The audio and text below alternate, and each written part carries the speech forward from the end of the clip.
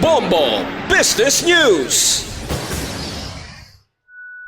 Magapatuman sang pagnubo sa retail price ang liquefied petroleum gas o kon LPG. Ang sulain may 5 pesos kada kilo nga pagnubo sa presyo sang ila 11 kilogram LPG tank epektibo alas 6 subong nga aga Hunyo 4. Matandaan nga sang Hunyo 2 may ara sang 5 pesos kada kilo nga rollback sa tanan nga klase kag variant sang Petron Gasul kag Fiesta Gas household cylinders.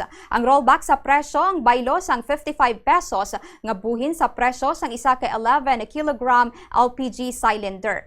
Madumduman nga sang nagligad nga bulan, nagsaka ang presyo sang LPG sang 1 pesos and 22 centavos kada kilo tubtob 13 pesos and 42 centavos para sa isa ka 11 kilogram nga tangke. Base sa pinakaulihi nga datos sang Department of Energy, ang presyo sang isa ka 11 kilogram LPG tank sang bulan sang Bayo ang ginabulobanta nga naga-range sa tunga sang 1,070 pesos and 42 centavos tubtob 1,701 pesos and 77 centavos.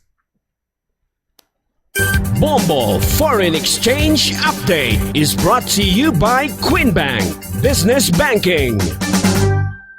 Kabombo, ini nga exchange rate ang ginbase sa closing transaction sang Bankers Association of the Philippines o kunbap kag sa Bangko Sentral ng Pilipinas kahapon sang hapon.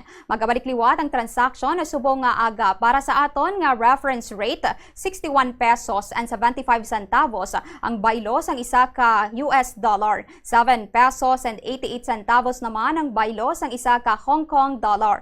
48 pesos and 25 centavos ang baylo sang isa ka Singaporean dollar. 16 pesos and 44 centavos naman ang baylo sang isa ka Saudi Riyal. Kag 71 pesos and 78 centavos ang baylo sang isa ka euro.